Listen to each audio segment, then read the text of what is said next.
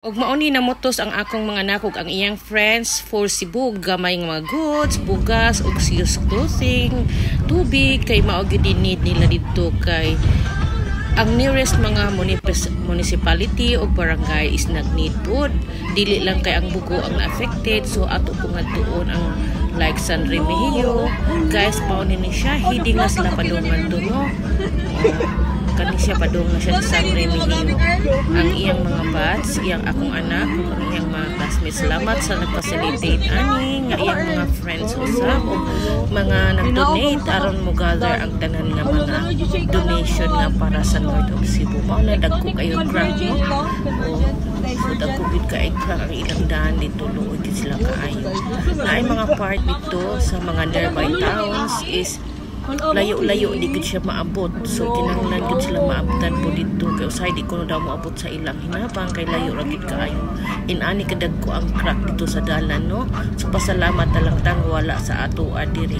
So kani guys, ginagmay nga hatag is dako ni gud nga sa ilang precious na gud kaayo labi na gud ang water. Wala sa mainom dito ng water na safe guys. Kani siya o dako siya mga crack. So kani dalan sa na-notice na inyo ang dagkong kay crack, no? So pwede yun din kapusog yun ang ila din, no? 6.9 magnitude sa Bugo ang atong epicenter. Kana siya guys, dako kay siya na landslide sa mga bukid, mauni ka dako og damage. Kung matabunan taan na kung kaayo sa panahon sa lino nga ni kalitra, wa damha ni kalitra yan siya shade. Mauni siya ang dalan nga naanay mga landslide dito na nanaboy daghang crack, dagko kay crack o. So grabe gud ay ang pagka-move dinhi anay part nga murag ni uslob gud siya ni kanang murag ni lusno na napad kani siya na lusno mga landslide na ni siya. So kani siya guys gilimpyuhan na kani. So kani siya padulong dito. So wala na lang gyud ta mo direksyon sa ngadto sa Bugo, no? Kay napa magay mga nearby towns nga nag-need food ug help. Mao nang ang uban ni focus man sa Bugo, kani siya nga ang destination ani nga among donasyon is ngadto ta sa nearby city sa San Remigio. So guys, mao na siya nag-landslide, daghan gid siya landslide dito. So kung matimingan ka ana no panahon sa earthquake niya naa kadiyat tungod kuyaw jud kaayo matabunan kani siya guys, gilimpyuhan na ni. So katong panahon sa pagkuan is natabunan kani siya diri o mga kuan, mga bunbon, mga sa bukid nga mga debris. Ang ilang tulay is na nadaot po, nahunlak nga awa. Na mga bata dito nga magdao mga pasking nga we need food. So nakinanglan gid sila food, no? Nakinanglan sila water. Nya kinanglan pud sila og mga kanang clothing ug naamoy mga used clothing. Diha pwede ra sa ninyo dalon dito. Gamay nga atong tabang is dako na gid na sa ila, no? Kani siya mao ni siyang area nga murag dili na gid ta makalapos, dili na gid ta makaaki. Mao na ang tendency is nibalik na lang gyud, is nangita na lang og asa nga part nga makadonate. Dagko kaayo dipaka sa bukid. Murag mga bato man ni siya rocky.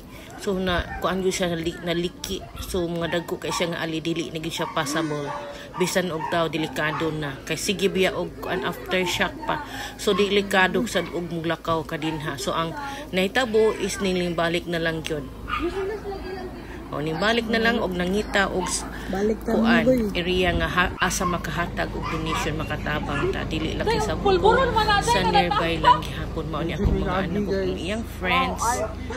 So ni travel gid in town sila didto, no, para makadonate aning mga gamay hinabang nga nag-gather nila nga donasyon sa mga friends, sa akong sisters, sa akong pagkumpon, akong siya.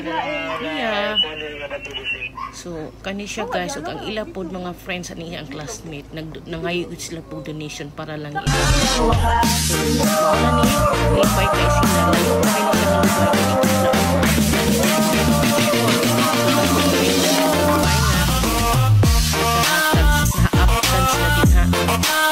mga clothing is gamit ito ang food na clothing na no. Kanya kanang akong mga tubig, bugas, kato kay naglamok kanang gibon sa na lang scout mo guys pwede ko din yung guys lang sa kabangay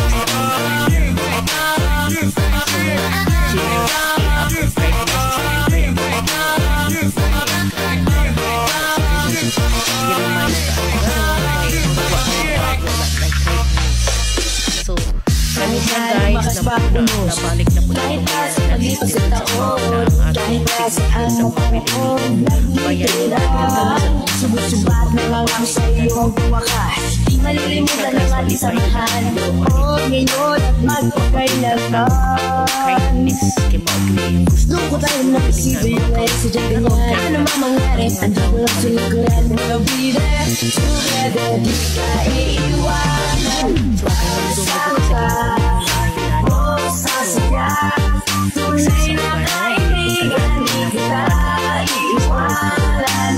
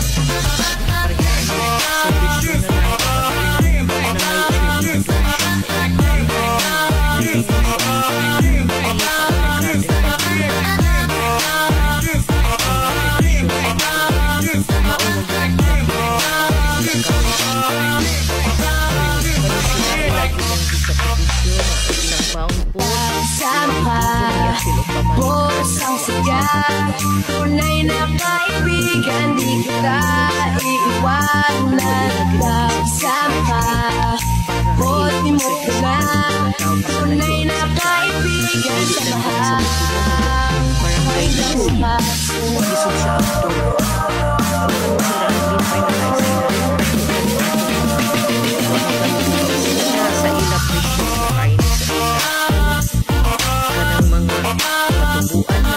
pero ayaw sa pagkakatan ng mga kinunan kaya mabusa mo sila ito pagkunin ang kamanakaw hindi ko na pwede hindi ko na sa at least magamit man lang kung ano ito pagkaon dito